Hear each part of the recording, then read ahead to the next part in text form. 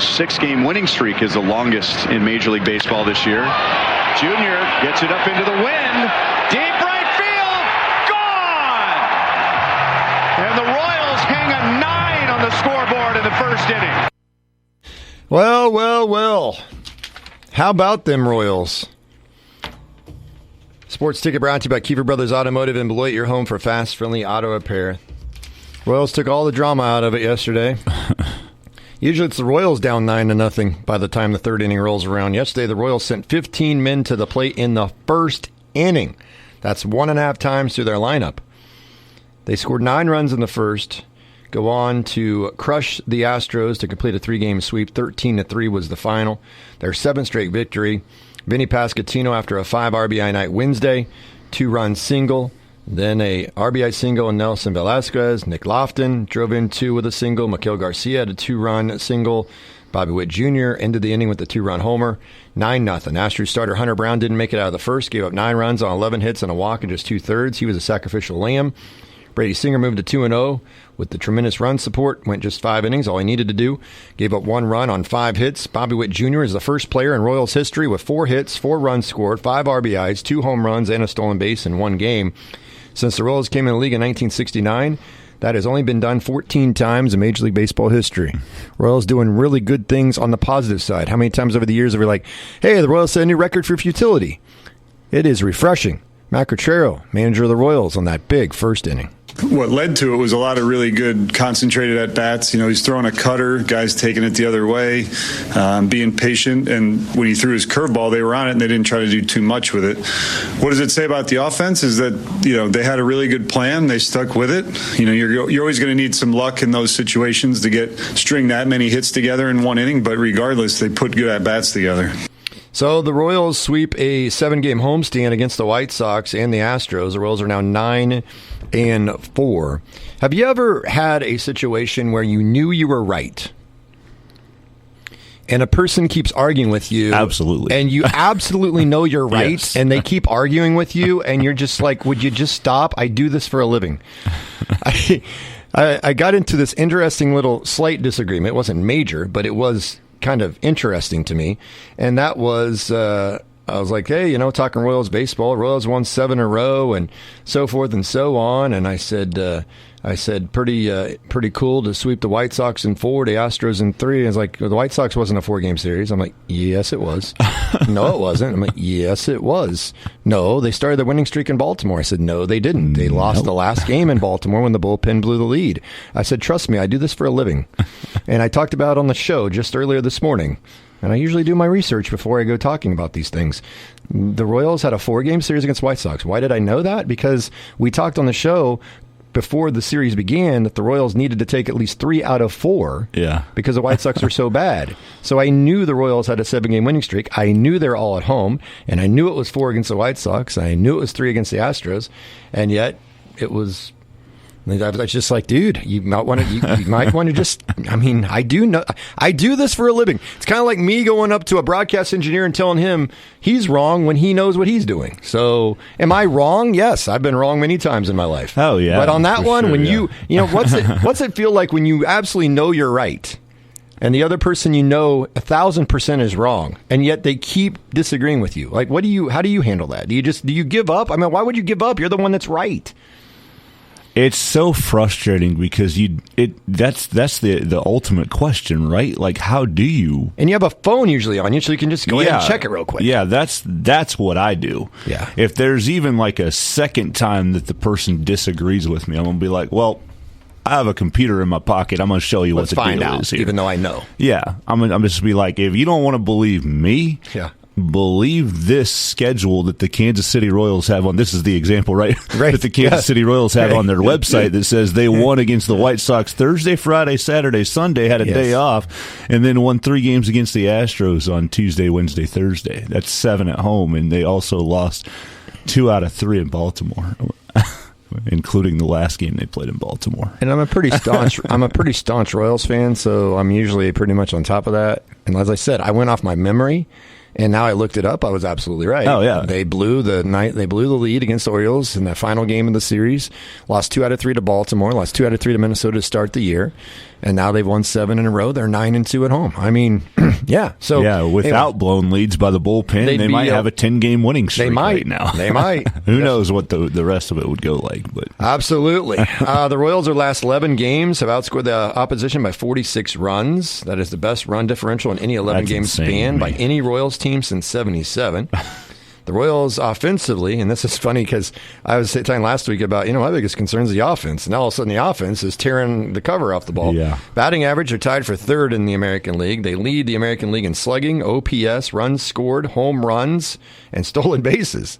And they've given up the least amount of home runs by any pitching staff. That's a pretty good scenario in what is the long ball era. Pretty impressive. The Royals are off to New York to take on the Mets, who are 5-7, but 1-5 at home. And these games will be at the Mets' home at Shea Stadium. Mets are 5-7, as I mentioned, 6-10. Start of a 3-game series between the Mets and the Royals. Michael Wacha 1-0. Waka. With a 2.25 ERA for the Royals, will face Luis Severino of the Mets, who, remember, he was really good with the Yankees for about a year or two. Mm-hmm. Cy Young candidate, and then just kind of fell off the earth, had some injuries. He's now still in New York, but with the Mets. All right. I want to say the leading the league in home runs thing is wild to me because they've played 10 of their 13 games at home. Uh-huh. And it's usually harder for them to hit home runs at home because they're in a pitcher's ballpark. That's what they always say, right? Right. And that's what really interests me about it. The run differential is wild. That's crazy to me.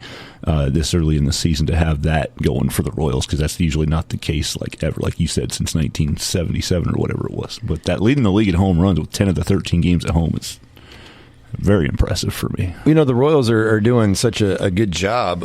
Winning 7 in a row. They're 9-4. And they're, as I said, I think they're 8-2 at home. So they have a lot of their games at home so far. Now they hit the road for a 6-game series. And the Royals, despite being 9-4, usually in the American League Central, you'd be in the lead. But the Guardians are 9-3. The Tigers are right there at 7-4. Maybe this division is better than we think. But they take on the White Sox. They got the Mets next. The Mets are 5-7. They got 3 in New York. Then they got 3 in Chicago against the White Sox. So they just swept the 4-game series. And the White Sox are 2-10. So should we just go ahead and call it 13-game winning streak after these 2 series? Just a 13-game winning streak. Now we can get cocky and it'll be a 13-game winning streak for the Royals. The boys in blue will have a 13-game winning streak after these next 2 series against really bad baseball teams. Somebody told me, well, yeah, the Royals are off to a good start, but they haven't beat anybody good. And I said, well, I'll listen to that a little bit. I mean, the Twins, they lost 2 out of 3, and the Twins are off to a slow start. They lost 2 out of 3 to Baltimore. They're a good team. They beat White Sox 4 games, and they're bad. They beat the Astros 3 straight. The Astros are not bad. They're just not playing well now. Yeah. Okay, I think they're still good. They're just not playing well right now. But I hear that argument. I'll listen to it. They got the Mets and then the White Sox. But I said, a sign of a good team is a team that beats the bad teams. Yeah. The good teams should feast on the bad teams. You shouldn't be losing to those teams. And the Royals are beating those teams. And then if they could win the next 6 and have a 13-game winning streak, they'd come back home and they'd host the Orioles and the Blue Jays. Now that gets to a little bit tougher part of the schedule, no doubt. Mm-hmm. But the next 6, and we talked about it, 25 of the first 38 games against playoff teams from a year ago. If they could get through the 38-game stretch around 500, that'd be great. They're 5 over now with 6 somewhat easy games, it appears. Go 4-2. Yeah, 4-2 is pretty good in a road trip. Go 4-2. Take 2 out of 3 in each series. Go 4-2. You're 13-6, and you're halfway through that tough stretch to start the year. That's pretty doggone impressive. Yeah, folks, jump aboard the Royals Express on the Royals bus trip Sunday, May 5th. Yeah, I'm a shill. Yep. You want to join us? Give me a call. 545-3220. Dusty and I can give you information, how much it'll cost, what it all includes, when we leave, when we get back. You'll have a great time. I can pretty much guarantee it, unless you're not a Royals fan. If you're a Rangers fan and want to go, that's fine, too. Defending World Series champion Rangers. You will take some heat. You will. Just ask the A's fans that were on the bus one year. And the Yankee fans. Brian Coster, we're talking about you, but his money still cleared the bank, so we took it. We absolutely took it. But anyway, May 5th is the Royals bus trip. Rangers and the Royals at the K. So if you'd like to go, give us a call. We'll give you the details, 545-3220. Coming up, an update on the Masters. Kentucky's got their man, or really they don't, but they settle. We'll explain how settling might not be a bad thing for Kentucky. A former KU Jayhawk is in big trouble with the law. and the NBA regular season winding down, getting ready for the play-in tournament. So we get college basketball out of the way. Now we can focus on professional basketball in case you care about that. Local sports, we hand it off to Dusty.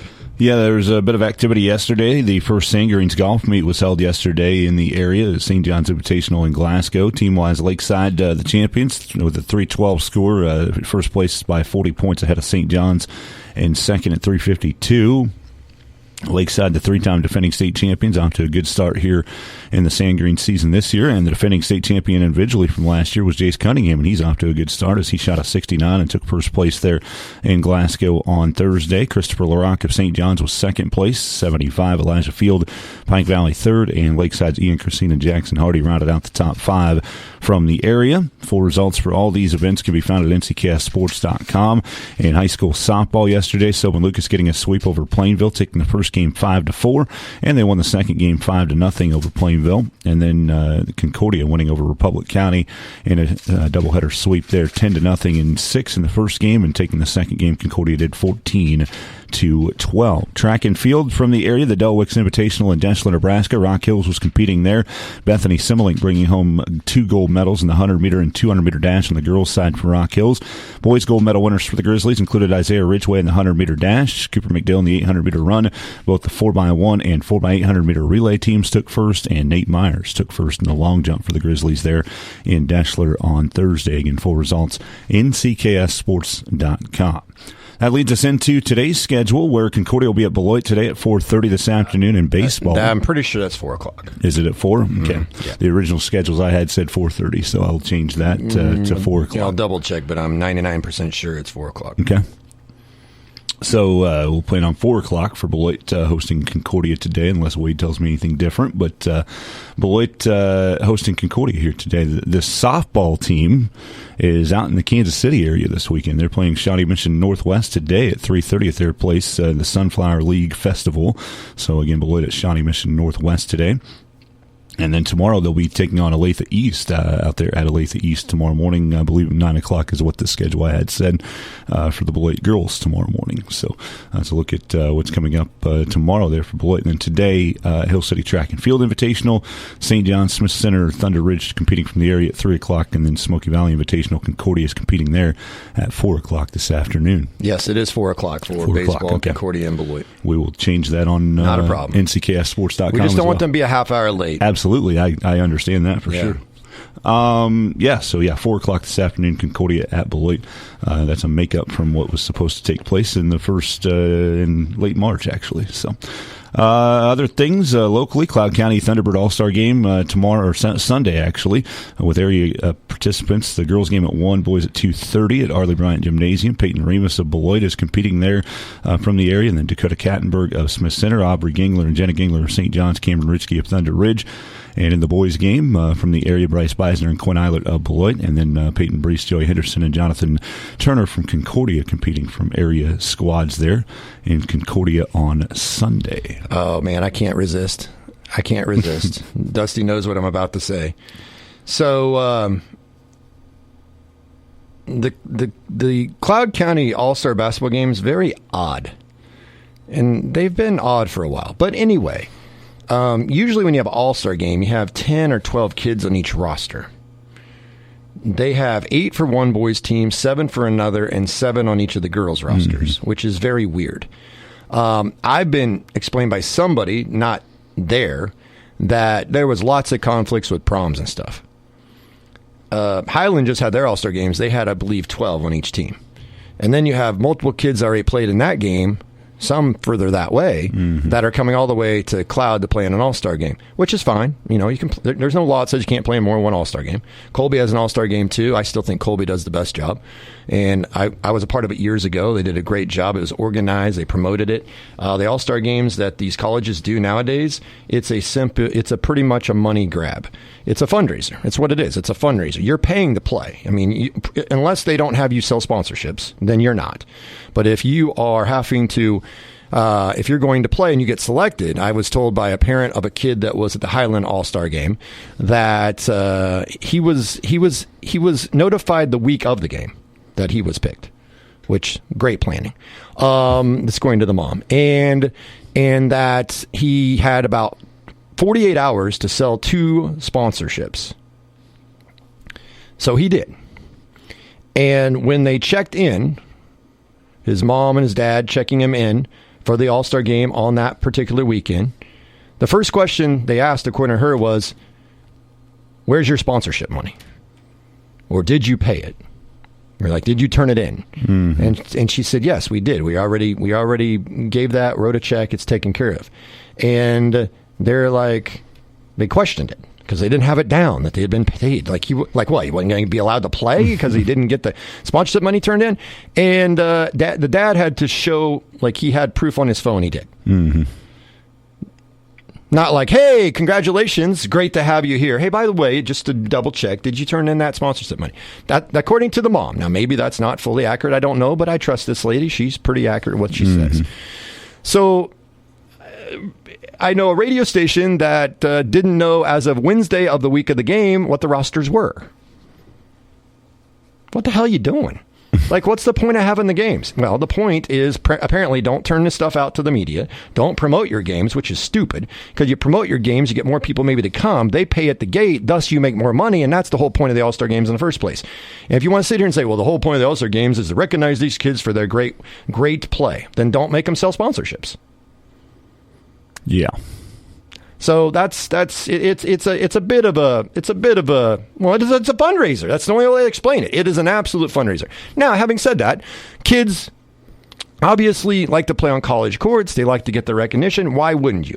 You earned it. You deserve it. You get invited. You're flattered. I know when I was invited to play way back in the day before they had indoor plumbing, that I was flattered, and it was really cool. I didn't even care how many points I was going to score. I just wanted to play some, and I got to play against guys that were my rivals that were on my own team. I remember Matt Fisher of Norton was on my team.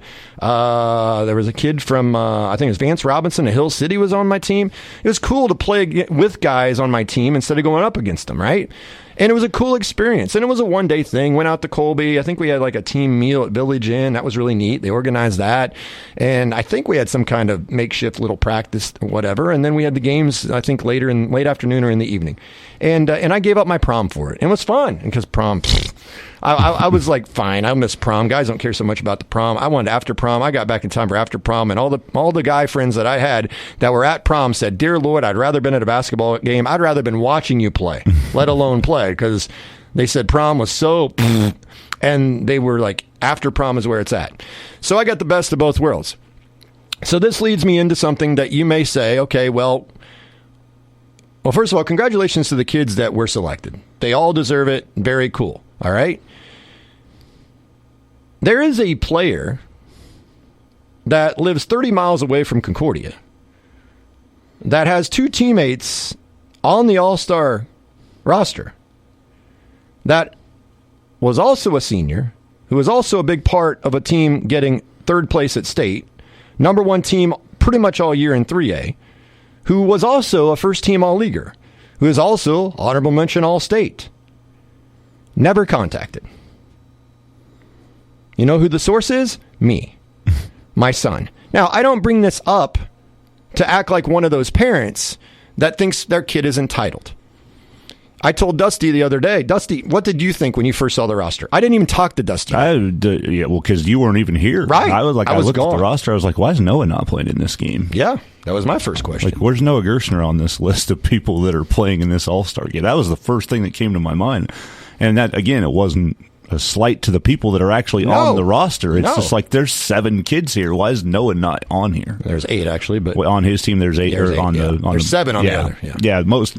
As I looked at them, they all looked like they had 7. Right. But yeah, 2 Beloit, 3 2 Beloit, 3 Clifton Clyde, 3 Concordia. I get the Concordia tie-in. Clifton Clyde's nearby. Beloit's also nearby. So you had 2. Why couldn't you just had 3? So anyway, you saw this, and your first reaction was what? That was exactly what I said. You were like, how is Noah not on it? Yeah. And so then I thought, well, maybe my son didn't communicate with me. He was asked, and maybe he turned it down. I highly doubted he would, but maybe. I asked him. He said, no. I said, wow. Listen, if you've left out somebody within 30 miles that was all league on a team that was number 1 pretty much all year and went to state. And he and his teammates all had great years. And 2 of them are on the team, and the third one isn't. Listen, now my son is way better than I am as a person. I'm just going to say this right now, okay? If that were me, if I were my son, I'd be pissed off. Now, I think my son's probably a little disappointed. He hasn't said he's disappointed, but I think I can tell. Yeah. Okay, why wouldn't you be? He would have been flattered to play. And here's the thing. I wasn't really too worried about it until I saw a post by a dad on Facebook. Can't wait to see my kid play one final time. And that's when I got pissed off. Because I call the games. There was 4 or 5 times this year I did not call the game so I could enjoy it as a parent.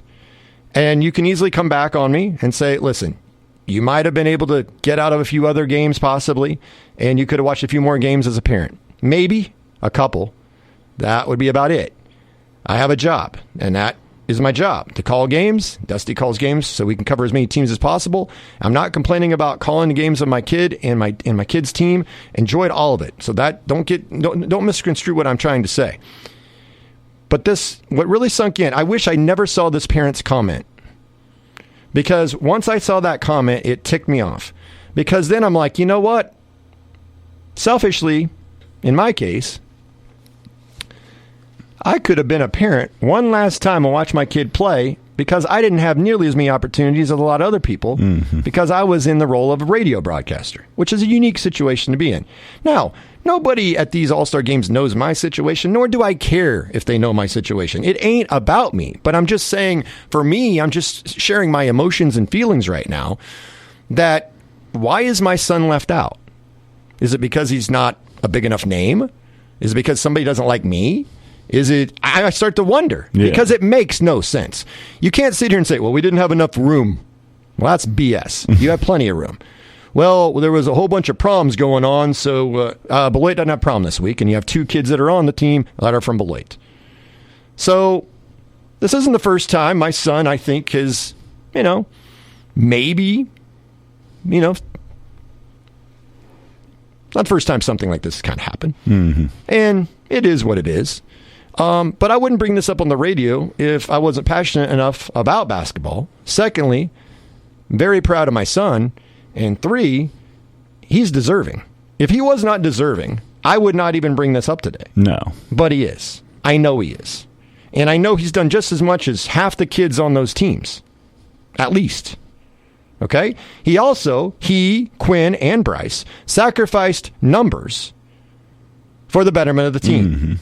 Listen, if you put Quinn and Noah and Bryce, and you put those 3 kids on some of the teams that have kids on these teams that were 500 or, were okay, or maybe a smaller classification, their numbers would be bigger.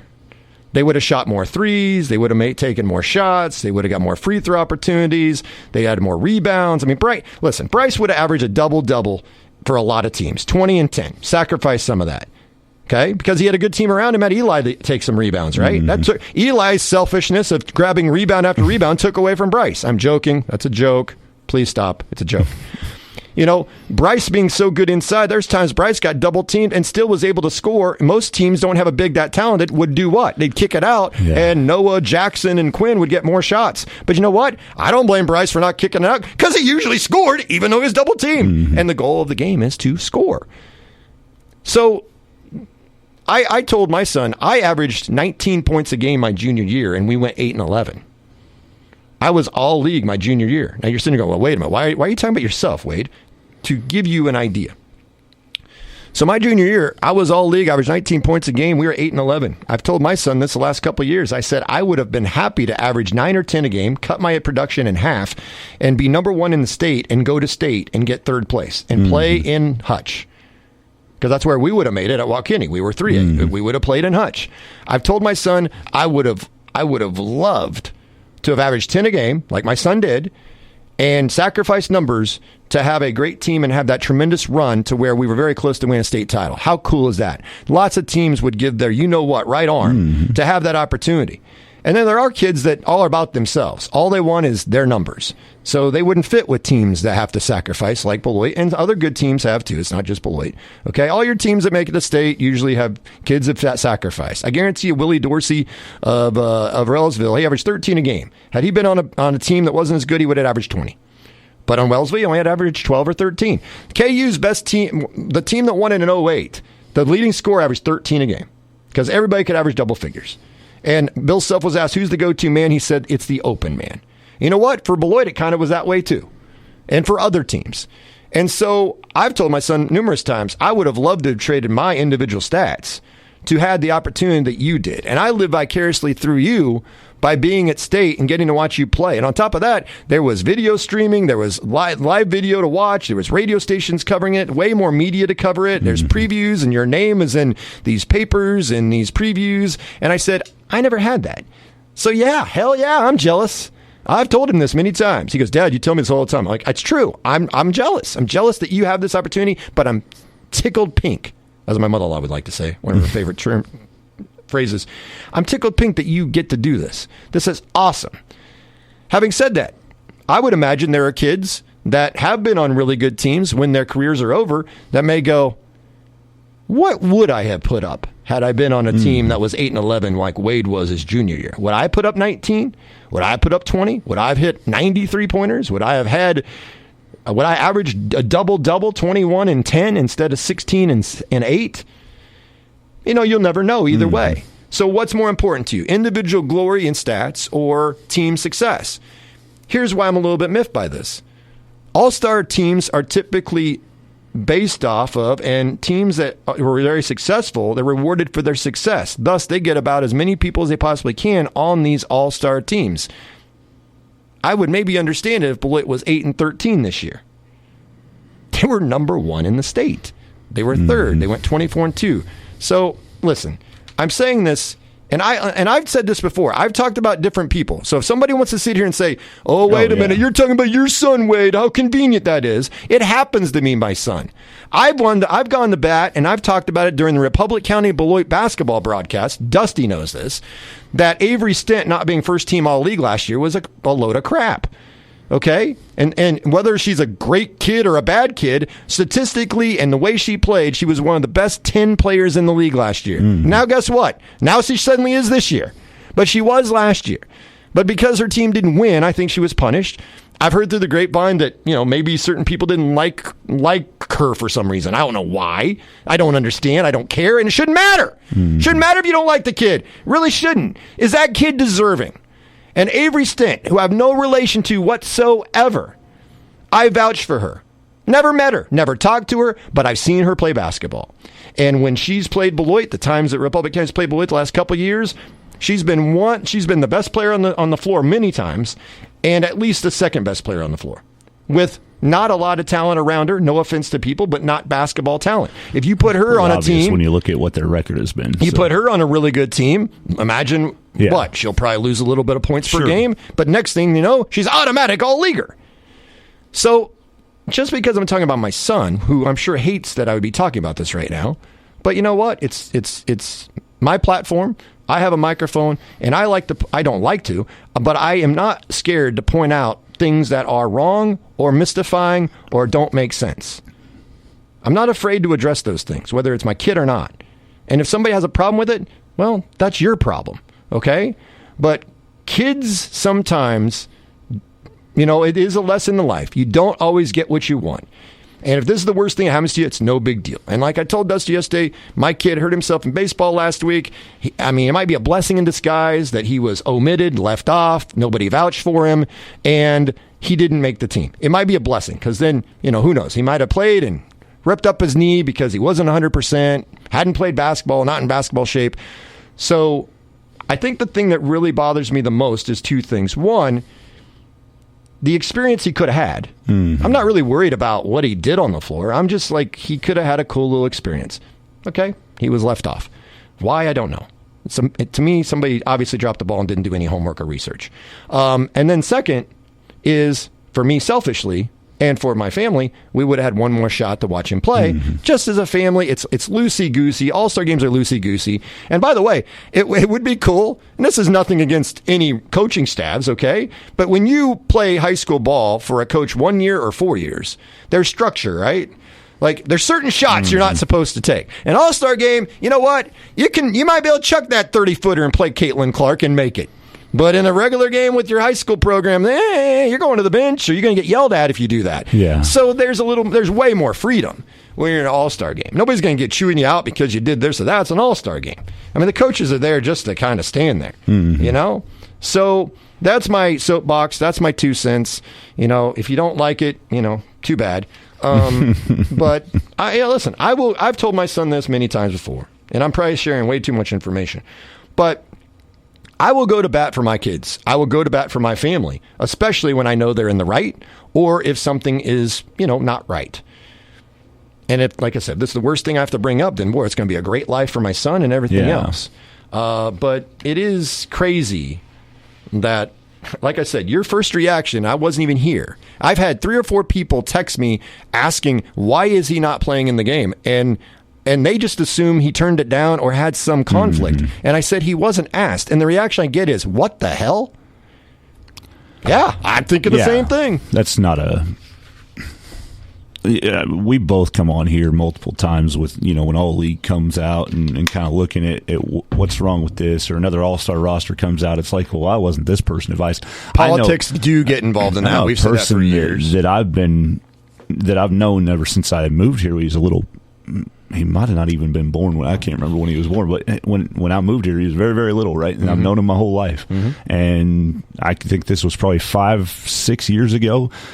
Led 8-man football in tackles with like nobody close to him, and did not get invited to play in the 8-man All-Star game. And that's ridiculous. And I was like, and he actually sent me a message. He's like, do you know why I wasn't? Like, who can I contact and ask why? Yeah. He's like, I'm not. Well, he's probably mad. He's but he would like an explanation. Like, I just want to know why. Yeah, an explanation. And I was like, dude, so I gave him a person that he could talk to. And I told him, I was like, it's ridiculous that you're not on this team. I was like, I don't understand it either. It doesn't make sense because I've talked to your coach and he nominated you. And so it's like, I don't know what the deal is. I have no idea how you did not make the All-Star team. And so, we talked about this person at the time, and I'm not going to bring it up now because it's just, you know, it's old news now. But it's like, I felt for him because he deserved that shot. He deserved that chance to be part of the 80 kids that are coming to Beloit every summer. Right. And so that was an example of somebody that clearly should have been in there. And I fielded a lot of questions why he was not part of the All-Star teams, because people just talk to me about it because we cover the games, right? And we have a very big presence at those games. And so I was like, I can't answer the question. I said, we cover it. We don't put the rosters together. And I've been asked by other parents, even from outside our area, that, you know, they go to the 8manallstars.com website.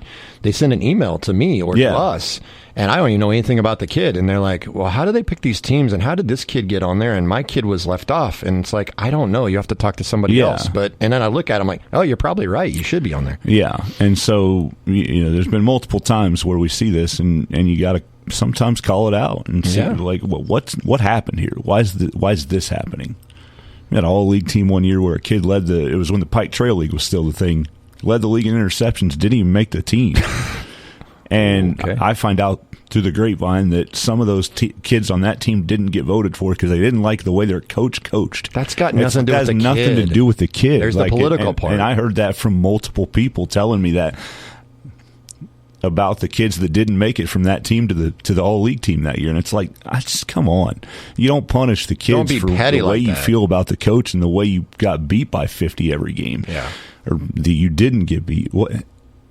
What is that teaching anybody by doing that? It teaches that you're petty and you can't get around things and can't honor kids that have earned the things that they should be earning and getting. Absolutely. So, yeah, it's a deal that happens all the time. And it's unfortunate for sure. Yeah. Yeah, and you want an explanation. I had a text here goes, but those people can't get in the business of explaining how they pick teams. No one will be happy, and that's true. Some people will actually appreciate explanation, and it will make sense, and they might take it like that. But then sometimes people want explanation. No matter what the explanation is, they're going to be even more mad about the explanation. And I have to admit, in this situation, I don't even want an explanation. I'm just mystified. Mm-hmm. It's mystifying to me. And like we said, it's not the first time this has happened. And if it's the worst thing that happens in our family's life, then boy, we are really, really blessed. And as put a positive spin on it here. Hey, listen, we got a Sunday free of sports for once. My family has a free Sunday where we don't have to do anything tied to baseball or basketball or football or whatever it is. So we get a rare Sunday to do what we need to do. And like I said, my son kind of hurt himself in baseball last week, so maybe it's a blessing that he's not going to be playing, so forth and so on. And like I said, I wasn't really too riled up about it until I saw that comment on Facebook from a dad. And it's not that person's fault. No, absolutely. It just all of a sudden hit home with me like, son of a buck. Mm-hmm. But anyway.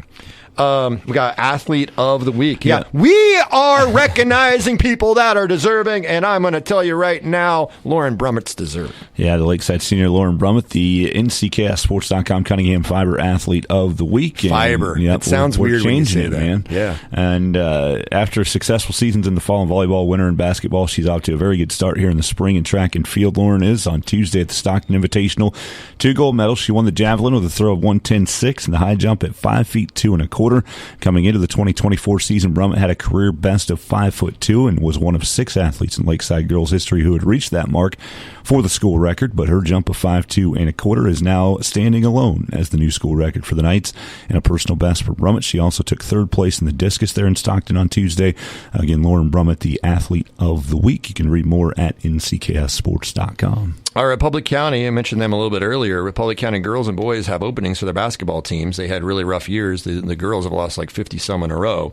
Well, they've got a boys head coach, and apparently nobody else wants the job, and Alan Sheets is back. And honestly, that's probably what's happening here. And Alan Sheets is a heck of a coach. Alan Sheets tapes back over as the Republic County boys basketball head coach. He comes back to coaching with an overall record of 451 and 194. That's pretty good. 11 trips to state, a 4th place, 3rd place, 2nd place, and he won a state championship as well between his tenures with the girls and the guys at Republic County. So he'll be the new boys head basketball coach at Republic County. Justin Steinbrock has resigned as the Clifton Clyde boys head basketball coach. That was made official here yesterday. Steinbrock ends his career with a record of 57-14, 2 trips to state and 2 Twin Valley League titles. But he is not retiring from coaching because he's coaching the Cloud All-Star team that my kid isn't on. But I'm not blaming him. That's interesting. Obviously, Justin Steinbrock, Clifton Cloud boys have been very good. Republic County's been, obviously not very good. So there's 2 changes in a close proximity there on the boys' side. Yeah, it'd be interesting to see. And I don't know who Clifton Clyde. I don't follow Clifton Clyde. I think all the Danny time, Hurley. I think Danny Hurley, maybe even Scott Drew might be interested. Yeah, and I don't know what the future looks like for the boys basketball team there, but man, they've always got athletes there for sure. So I would think whoever does take that job and get that job would have something to work with. I know they've got a lot of seniors that have graduated over the last couple of years that have led them to some really good things, but it'll be interesting to see how that plays out for sure. All right, in 30 seconds, we will give you an update on the Masters. I'm Elijah at Kiever Brothers Automotive in Beloit. Did you know that we sell tires? We also perform alignments and all the other services that go along with them. We handle all the top brands. Extras like road hazard warranty, complimentary tire rotations, and complimentary tire repairs are available for purchase on most tires. Right now, we are offering $80 off when you buy a set of 4. Call or stop by Kiever Brothers Automotive for fast, friendly tire services today. Find us just south of the courthouse in Beloit or on the web at KieverBrothers.com. Masters underway in Augusta, Georgia. Welcome back to the Sports Ticket, brought to you by Kiever Brothers Automotive in Beloit, your home for fast, friendly auto repair. Round 1 was suspended due to darkness. Bryson DeChambeau got his full round in. He has a 1-stroke lead at 7 under. Ahead of second-place Scotty Scheffler, the number 1 golfer in the world. He's the hottest golfer now. He's at 6 under. Multiple well-named knowns are tied for 17th, including Tiger Woods and Rory McIlroy at 1 under. First round finished up this morning. Round 2 is already underway, I believe, now, after a few holes. And we can tell you DeChambeau will tee off at 10:54. I don't know if that's Eastern or Central I have in front of me. He's 7 under. Scheffler, 6 under. So 2 Americans at the top. And then Hogard, he is tied for 3rd along with Max Homa. They're both 5 under. And the rest of the leaderboard you can check out masters.com or just search on Google Masters Tournament, Masters Leaderboard like I did. But wouldn't that be something if Tiger Woods could make the cut and be in contention? 1 under his first round, and boy, I guarantee you CBS is going, please let Tiger find his old ways, because we can't latch on to any new golfers. And you get this thing like, is Tiger's going to be 65, and they're going to be like, we got to have Tiger be in contention. Like, is there nobody else to take the baton? There are. But as we talked about, the golf doesn't do a great Scotty job. Scheffler looks like he's doing pretty good. Maybe you should talk about him. But he's not a personality. Like, he's not. He's not that guy that drives people to want to watch golf. He's not flashy. He's just great. Well, and that's the problem, I think, with all these guys. Yes. Brooks Koepka wasn't that until he got into a tiff with Bryson DeChambeau, and there's something you could run with there, right? Like, and have they tried fun for a little while. With this rivalry. They tried. And and that's what I said. The fact that both of them left the PGA and went to live, to be in the same spot, and they don't even like each other, that to tell you where golf's at. Money's worth more than worrying absolutely about it you is. Don't like, Speaking of money, Kentucky is set to hire BYU coach Mark Pope to become its next men's basketball coach. The two sides quickly engaged yesterday afternoon. In the hours after, Baylor's Scott Drew and UConn's Dan Hurley both turned Kentucky down. Pope is a Kentucky alum. I'm so old, I remember when he played. He played on that championship team in 95/96. He has long coveted an opportunity to one day return to his alma mater. He has 9 years of head coaching experience in D1, 4 at Utah Valley, the past 5 at BYU. His career record is 187 and 108. His mark at BYU, 110 and 52. He's 0-2 all-time in the NCAA tournament. He guided the Cougars to a number 6 seed in this year's NCAA tournament, but fell in the first round to Duquesne. Pope won out over other hot names, including Billy Donovan and Rick Pitino. Sources say that despite Pitino and Donovan being buzzy names attached to Kentucky as potential candidates, neither were aggressively pursued by Kentucky Athletic Director Mitch Barnhart. The event that opened the door all the way for Pope was when Hurley definitely signaled he wasn't an option. Of course, Kentucky fans are freaking out, which I think is hilarious. And they're like, oh, my God, wait a minute. We're knocking Calipari because he can't win in the first round. We just hired a guy that's never won an NCAA tournament game, which I do think is funny. Yeah. But Seth Davis has an interesting tweet. I don't always agree with Seth Davis. Seth Davis, the guy that picks all the double-digit seeds to advance to the Sweet 16. But anyway, Seth Davis makes some good points sometimes, and this one I think's good. He says the year before he was hired at Duke, Coach K went 9-17 at Army. Think about that. He was 9-17, was hired by Duke, and left Army. It worked out. He was not Duke's first choice. Roy Williams was the 3rd assistant at North Carolina. He was not KU's first choice when Larry Brown left for the Spurs, and he was hired by Kansas. How'd that turn out? Pretty good. It went pretty good for him. Pretty well. Tom Izzo had never been a head coach before he was hired at Michigan State. How'd that turn out? Pretty dang good. Jay Wright never won a tourney game at Hofstra. Mm-hmm. He won 2 championships at Villanova and multiple Final Fours. So Seth Davis says, carry on, Big Blue Nation. Sometimes the obvious number 1 choice, when it falls through, then you scramble. Sometimes that 3rd, 4th, 5th, or 6th choice could end up being the diamond in the rough and ends up being the perfect choice. Roy Williams, people are like, how can you win a national championship? After 1988, Danny and the Miracles, Larry Brown goes to the NBA. How in the world can you hire a guy with no head coaching experience to be the next head coach at Kansas? Dean Smith vouched for him. Worked out pretty well. Sometimes the number 1 choice is obvious and it works out well. I remember when Roy Williams left Kansas, we did the show up in Seneca at the time, and I immediately said, this is a no-brainer. You give Bill Self whatever he wants, and he comes. Because I knew he'd been a grad assistant at KU. Mm-hmm. And guess what? That's worked out pretty well. Sometimes it's obvious. You get the guy, you roll with it. Okay, Kentucky went and got Calipari from Memphis. It was obvious. He was the hot commodity, and that worked out, I would say, pretty well over the course of time with Calipari in Kentucky. Nebraska went to like their 18th choice and Bill Callahan. That didn't work out so well. No. But you know what? They got their obvious number 1 choice, Scott Frost. That didn't work out any better. In fact, worse than Callahan, you could argue. And I would say most people thought it was slam dunk going to be turned around pretty quick at Nebraska. I was wrong. Both of us were wrong. I was super confident Scott Frost was going to get it done. Wow. I was so confident after a couple of years. Yeah, and then boom, it just falls apart. Couldn't win close games. So sometimes the first choice is maybe obvious, but not the right fit, or you're lucky it isn't the right fit. Well, sometimes the first choice is obviously not the right fit. Yeah. Like we could talk about maybe it's not obvious, but maybe it is obvious, and then it just doesn't work out. Sometimes Charlie Weiss is the number one choice, and it's pretty obvious that he should not have been hired, right? Like, it's everybody, like, what are you doing, dude? Like, everybody on the outside is like, what are you doing? Shane but it Singer, was clear that was who he was going after from the get-go. Right. And it's like, what are you doing here, man? Well, just look at K-State football. Yeah. Chris Kleiman was not even close to the first choice. No. Not by K-State fans. It might have been for Gene Taylor, but it wasn't for K-State fans, that's for sure. Seth Luttrell, who has not done well since. Yeah. Brent Venables. It's always Brent Venables. And there's not anymore, probably, since he finally got a job. Right. But there's a few other names that are out there that were highly thought of ahead of Chris Kleiman. I'd say that worked out pretty good. Kansas had other bigger names on their list ahead of Lance Leipold, and I'd say that's worked out pretty well. So sometimes you may sit here. Look, it's pretty easy to sit here and go, you helped push Calipari out the door, or made him so unhappy he's leaving. You boosters, your alums, and all this stuff, because he got bounced in the tournament 2 of the last 3 years in the first round, and you just hired a guy to replace him as a worse overall record, worse winning percentage, hasn't been at this level of basketball. BYU is nothing like Kentucky. He got him to a whopping 6 seed this year in the NCAA tournament, lost to the 11, and has never won a tournament game. This is who we're getting to replace Calipari. It does look bad on paper. Not going to deny that. However, Mark Pope is a Kentucky alum, which, of course, Scott Frost didn't work out well as a Nebraska alum. Sometimes the alum angle works, sometimes it doesn't. But Mark Pope is super excited. He is going to bust his butt and do everything he can. And here's the one thing Kentucky can say. If it works out with Mark Pope, they will not have to find a coach for a very long time, because this is his job. He's not going anywhere.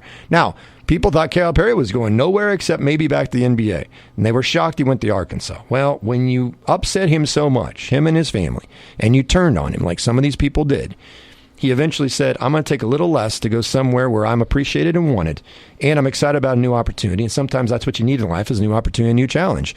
And so be careful what you wish for. Part of me hopes this falls apart and Kentucky is really ruining the day when they got rid of Calipari, because I'd say, see, you got what you wanted, and guess what? Didn't work out so well. Mm-hmm. Be careful what you wish for. Part of me is really hoping it works out well, because it's fun to tell people that think they know everything that they're dead wrong. And Mark Pope seems like a good dude. I mean, I think it'd be great if he does very well at Kentucky. Now, not against Kansas or Kansas State, but he can do well against anybody else. That's fine. Yeah, I have no one way or the other, but it'll be interesting to see how it plays out. But it would be fun to see. I think it's always fun to see people like that are just kind of shrugged off or pushed to the side and said, no, this isn't the guy you want. And then they come out and have success and kind of prove everybody wrong. That's always fun to watch, no matter where they're at. So that would be fun. But like you said, I don't think a lot of people are just going to start cheering for Kentucky just because they want this guy to do good. No. And he's a Kentucky alum. And he won a championship as a player, so he knows the championship pedigree. He will more than likely not have as good a recruiting class as John Calipari. And by the way, he's taking his assistants from Kentucky to Arkansas as well, so there'll be cohesion there. That's big. By the way, back to the Royals real quick. I failed to mention this. The Royals, they're playing the Mets at Shea Stadium. It's their first trip back to Shea Stadium since they won the World Series in 2015. Nice. Remember that? Yeah. Mad dash home by Hosmer, and Matt Harvey left in too long, and the Royals broke it open and won and didn't have to go back to Game 6 and 7 at home against the two best pitchers for the Mets. I remember being nervous about that at that time. Oh, yeah. Yeah. So we talk about Rashee Rice. He has been arrested, or he's turned himself in, if you didn't know. Mm-hmm. Got all these charges against him. We'll see what happens. We'll see if he gets a slap on the wrist, if he gets fined, if he gets suspended by the NFL. He has to serve jail time. We do not know.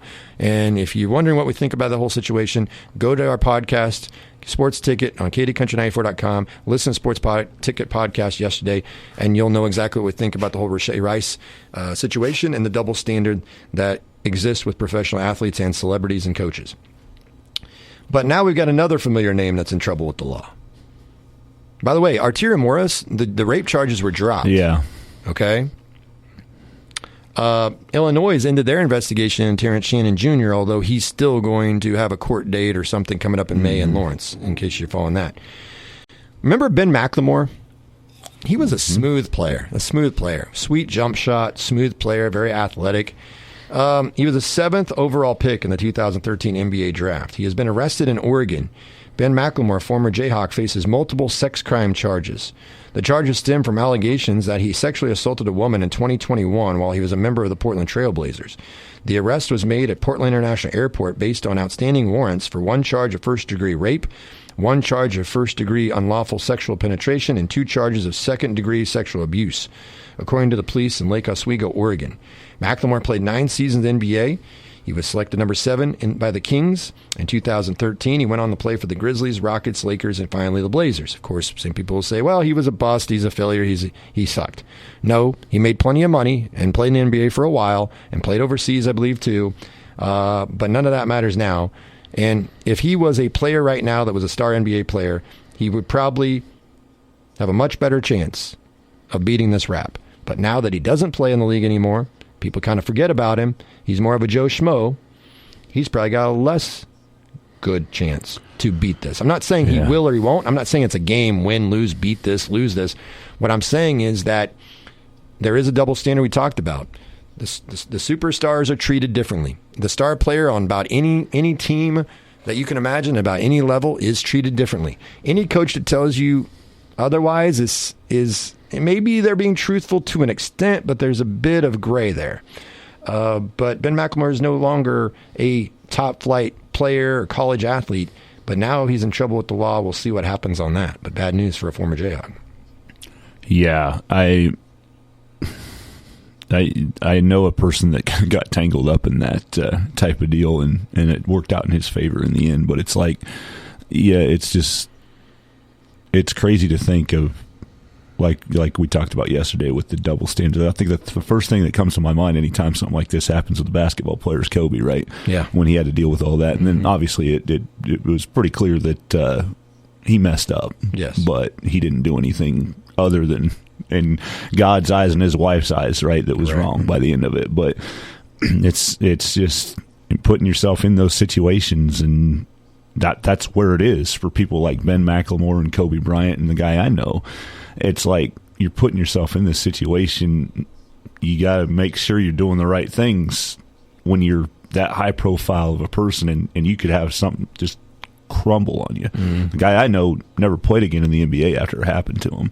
Obviously, he was not Kobe Bryant. He was not somebody that was, a stud.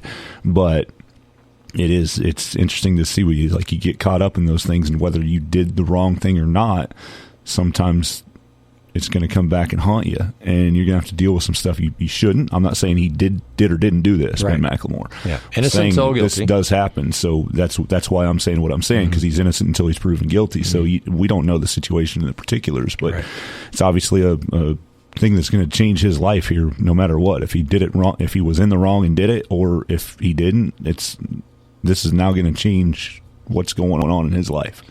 O.J. Simpson died yesterday. You're probably well aware of that. Or died the day before it was released yesterday. And we were talking about the double standard, about when you have money and power and fame, you get away with stuff. Well, there is a lady that posted on social media. She put her full name out there and everything. She said now that OJ has died, she can now talk about this. She had signed a piece of paper when she was getting into law school, or we're going to be a lawyer. And she was at USC. She was a law student at USC, I believe. And she was in with basically her mentor, professor, lawyer, whoever. And she was basically forced to sign a letter to not say anything about this. But now that he's died, she can say whatever she wants. According to her, OJ, of course, was a cat's meow. He was the big man on campus at USC. He was a star even then. And apparently, according to her story, he beat and battered 2 white women. So there was stuff way before whatever Nicole Brown Simpson. And everybody knew this already. Yeah. But he did this, and his representation, including the Kardashian guy, went in, wrote a big check, said, we'll give you this money, but you have to sign this, and nobody says a word about it. And that's what happened. Yeah. Now he died. She can come out and say that. Some people will say from O.J. Simpson's camp, which are not many, well, she just could easily make this up. Nah, I think it was pretty detailed. So there are enough detailed 911 calls before Nicole died that can tell you that this is probably not made up. Yes, and he probably did it to other women that we don't even know about. Yeah. So that's why a lot of people aren't exactly mourning the loss. Can we say that? Yeah. Yeah. And so the point is, if he were a regular person, he would have never been out of jail as long as he ever was. No. He would have been in deep, deep trouble. But because he was important in the university and he can make them money, and this is back in, the 60s and 70s, this happened 50 years ago. I guarantee you this happens every single day in society. It happens with your law enforcement. I'm not saying our local law enforcement, but I'm saying it happens, I'm just in a vague term here. It's documented that law enforcement's been paid off to protect somebody that has power and money. We know that lawyers have been paid off. We know other people have been paid off. We know people that, there's all kinds of people get paid off. Politicians have paid off people to keep their mistresses' stories, or they paid off their mistresses or whoever else they had affairs with, women or men politicians, by the way. Mm-hmm. But people that have power and money, or they are very valuable to a company, will be, I don't know about forgiven, but they will be taken care of. And then the schmuck in the middle, which is usually us people listening to the radio, and me and Dusty, we're the middle class, right? We're the ones that get squeezed. Okay? There are people that believe, and once again, this is people that believe that this whole thing with Shohei Ohtani is a front. Because Shohei Ohtani, there's no way Major League Baseball wants this guy going to prison for illegally betting, or betting and spending all this money and betting on sports and the integrity of the game and everything else. Now, it could be exactly what the story is, that this guy that was interpreter did all this stuff and Shohei didn't really know what was going on, so forth and so on. That could all be true. But there are some people that are way more knowledgeable than I am when it comes to the bookie business, bookmakers, betting, gambling. I stay out of it. And I've seen multiple people say, listen, this doesn't pass the smell test. But there are not a lot of people questioning, because people have probably been paid off to protect the prized possession of Major League Baseball. Just like there are people that were paid off to be quiet after Tim Donaghy was going to be a whistleblower, and they made him to be an isolated rogue official that was betting on games with the mafia. Listen, when you want to squash something, you want to cover something up, what do you normally do? If you're rich, you throw a lot of money at it. You use your connections and relationships to your betterment. You abuse the system. And so, is that what happened with Britt Reed and the Kansas City Chiefs? Possibly. Is that what could happen with Rasheed Rice? Possibly. Could that happen with Ben McLemore? Possibly. But if it's Felicia Miller, whose daughter has brain damage for the rest of her life because Britt Reed was an idiot, no, there isn't for her. And there isn't for Dusty, and there isn't for me, and there isn't probably for pretty much all you out there listening today. So just understand, that's the world we live in. Money and power, somehow, some way, has a ton of influence. And it can get you out of things that normal people can't get out of. And I've said this before, and I did a whole research paper on this. And I've told this story, I think, once before on the show. When I was in high school, I had to do a research paper. The only one I remember doing, which I'm sure I did multiple ones, or I just procrastinated and forgot. But I did one, and I chose the death penalty. Okay, I decided to research the death penalty. And before I did my research, and boy, we need more people to do this today. Before I did my research, I was for the death penalty. I was like, hey, an eye for an eye. Then I studied up and had to do a big 15-page research paper in high school for a certain class. And I gathered tons of information, and I started going through it, and then I realized I live in a bubble.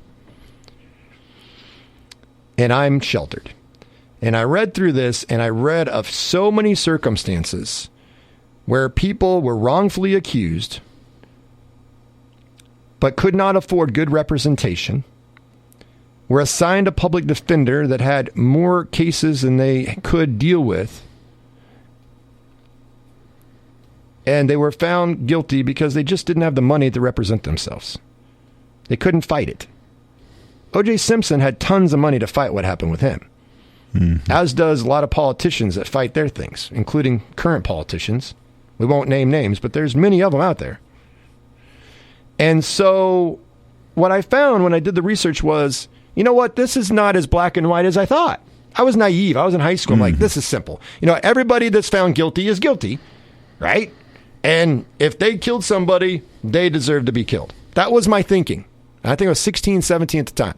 I did the research and I started seeing people that were electrocuted and found out later they did nothing wrong. It was a false story. And in many cases, it was richer white people making up stories or accusing wrongfully, usually towards a black person. So before you jump to conclusions about Arteria Morris or Terrence Shannon Jr. or Ben McLemore, remember, you are innocent till proven guilty. Now, these athletes have better representation. They have more resources to protect themselves. But as I learned doing the research, and I was willing to actually believe what I read and grabbed lots of sources, at the end of the day, I was in the middle on the death penalty. If somebody has killed somebody and it was premeditated, I still am okay with the death penalty. But what I do know is there are a lot of people that have been on death row or have been wrongfully executed or went to the chair because they simply didn't have enough money to defend themselves against false accusations. And there are no repercussions for people that wrongfully accuse people anymore. I don't know if there ever was.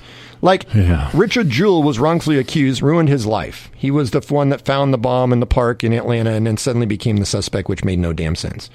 Ruined his life, okay? And nobody's apologized for that. I know one in particular person on a particular TV network. Her name is Nancy Grace, and I have no respect for this woman whatsoever, who ripped the Duke lacrosse players left and right and talked about how they were scoundrels, they were horrible people, they were animals, and all this other stuff. And guess what we found out? They're innocent. They were innocent. They're innocent.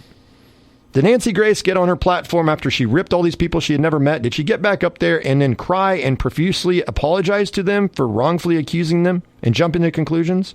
And instead of presuming that they're innocent till guilty, she just went ahead and convicted them? Hell no, she didn't. Are there any repercussions and consequences for her actions? No. You can smear a person's reputation and you can get away with it. So what I discovered with studying the death penalty is some people can go die, be killed, and they didn't do anything wrong.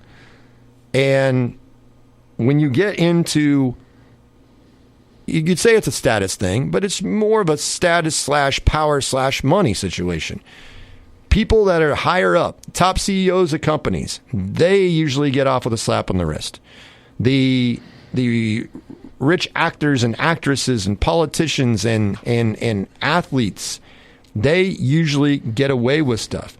We see it in college basketball. Why does Stephen F. Austin or some mid-range program get drilled with some kind of probation, but Kansas gets off, or Kentucky gets off, or Arizona gets off with a slap on the wrist? Why is that?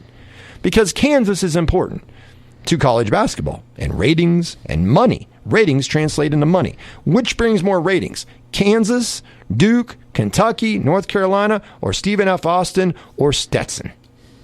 It's pretty obvious, isn't it? So, if you got Shohei Ohtani and you've got an interpreter, if you can somehow pin it on the interpreter, you make a lot more people, and including the billionaire owners, even billionaires more, because Ohtani in baseball helps wherever he goes plays. If he goes to Kansas City, that helps John Sherman and the ownership group of the Royals because they're going to sell more tickets. And they're even going to buy a price of merchandise at their store. They might have Ohtani jerseys even at a Royals shop. Oh, yeah. Okay? Those people are all going to benefit by helping cover up something. Now, I'm not saying, because I don't know, I'm just saying that there is a possibility that the interpreter is the fall guy in this thing. Or he's a co-conspirator and Ohtani is being protected. It also could be that it's absolutely legitimate and Ohtani did nothing wrong. I'm not accusing the man. But there are people that do gambling for a living that say this doesn't add up. And I'm not surprised. And I would not be surprised. Because I think there's a ton of stuff that is covered up in our society today. A ton of it. And it usually starts from the people up top. Yeah, the funny, like you're talking about the death row thing where people are there and then they've been accused and they've been found guilty and they're there and they've done nothing wrong. And there's a ton of movies and stories you can read and things like that about this. This wasn't a death penalty thing, but Brian Banks is the one that comes to mind for me. Star football player, at USC, and gets kind of what Ben McLemore is dealing with right now. And then he ends up in prison and he didn't do anything wrong. It was all made up. And so, he's lost a chance to play in the NFL. He tried back out with, I think it was the Texans once he got out of jail years later, but obviously he wasn't the same player, person, whatever. You can do whatever you can to keep yourself in shape, but you've lost it. You've lost an amount of your life that you're not young anymore. Now you're trying to do this again and try to redo it. And so, there's all kinds of stories about these cases where they're not, Brian Banks was more popular than some of them, but they're not people that are, high stature Shohei Ohtani type names, right? And so they end up in a spot where and I think a big thing with a lot of this stuff is who's defending you too, and who you can pay for to defend you. So in the Tim Donaghy thing, the guy that was actually on Donaghy's side got paid to join the NBA side. Yeah, exactly. So it's just like, if somebody turns against you and has the money to take you down, that's easily can happen. If somebody's for you and you've done something wrong and it's obvious that you've done something wrong, you can still come out of there almost scot-free. Right. Like you just, whatever, we're going to fix this reputation, we're going to blame it on somebody else, and we're going to hand it to this person, and they'll deal with it. Right. Which is, if the interpreter, your Shohei Ohtani example, if the interpreter is in the wrong, then he should pay for it. But if he's not, and Shohei is part of this deal, and they were doing it together, then it's a heck of a sword to fall on for the interpreter. So it's just like all these things that go on, all these stories that you see, and it's like everything's not always black and white. Right. You got to look past the surface of things and understand what's actually going on. Our news director, God rest his soul, no longer with us, Mike Schrant, him and I would talk about this a ton, especially off the air. Wade, there's nothing that's black and white. Yeah. And I said, sure there is. The sky is blue. Okay, that's not black and white, but it's we can all agree the sky is blue. And he's like, no, you can even argue that. And then we'd argue about it. Yeah. But he always said there's nothing that's black and white. Now, I think there are a few things that are black and white, but I would agree with him that most of the stuff is gray. There's shades of gray. 50 shades? Never mind. Anyway, the NBA play-in tournament's getting close to happening. There's only a few games left in NBA regular season. As it sits now, the Lakers would play the Warriors in Golden State, and the loser would be eliminated. The Suns are the 7th seed with that stacked team that Kendrick Perkins and others said they're going to win. They're going to win the NBA title. I'm like, no, they're not. Kevin Durant and the Suns. You see what they were? They were down 37-8 the other day. Yeah, to the Clippers. 30-4. Yeah, it was crazy. Bad. They got Durant, Booker, Bradley Beal. How's the superstar team doing? Not so good. They're a 7th seed, and right now they play the 8th seed, the Kings. Think of how hilarious the Lakers and Suns were both knocked out right off the bat in the play-in tournament. The Nuggets right now would be the 1 seed. They only have a 1-game lead over the Thunder and the T-Wolves, so that could change. The T-Wolves are the 2 seed, the Thunder the 3 seed. The Thunder would play the Pelicans. That'd be a heck of a series. Clippers against the Mavericks. That'd be a heck of a series. 4-5 matchup. On the Eastern side, the Bulls, Billy Donovan. That's one thing Kentucky didn't want to wait, because Billy Donovan would have to wait till he was done with NBA to go talk to Kentucky. The Hawks are the 10 seed. They would be at the Bulls in a play-in game. The Sixers are the 7th seed with Joel Embiid against the 8th seed Heat. Wow, what a play-in game that is.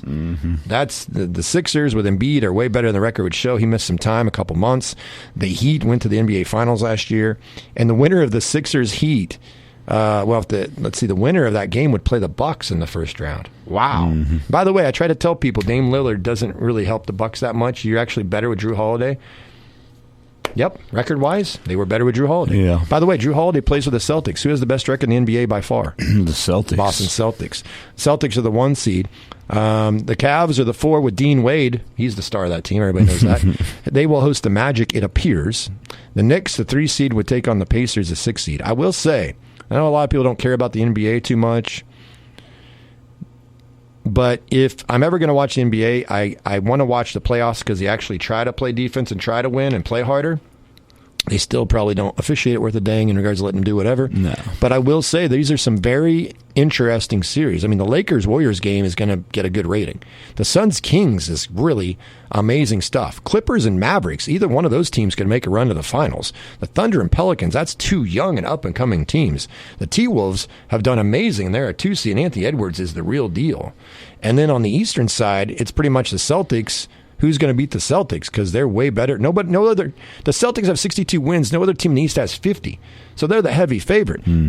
But the Magic are up and coming team take on the Cavs. The Knicks Pacers is a heck of a series. Remember the day with Reggie Miller against Patrick Ewing, and then if the Bucks play the Sixers or even the Heat in the first round, which I think that'd be the third straight year the Bucks and Heat would play early in the playoffs. That's intriguing. So there's some good stuff out there when it comes to NBA playoffs, and so if you're not really big in the NBA, I think the playoffs are a whole different animal. I miss my team being part of it. Well, yeah, when did the Spurs 23 play? 23 years that they made it, and it's like, oh, man. There's good times ahead, though. Yeah. There's good times ahead. By the way, how much head coaching experience did Greg Popovich have before he took the Spurs job? None. The answer is none. And he's won 5 NBA titles and could have easily been 6. So sometimes the guy that you think is the home run and you don't get him, you're so disappointed, and then you end up being really happy with your consolation prize. Sometimes the consolation prize is the prize. Yeah. And sometimes it's not. Have a great weekend, everyone. State, regional, and national sports talk on your schedule. The Sports Ticket Podcast. Subscribe via Apple, Google, and TuneIn Podcasts or sunflowerstateradio.com.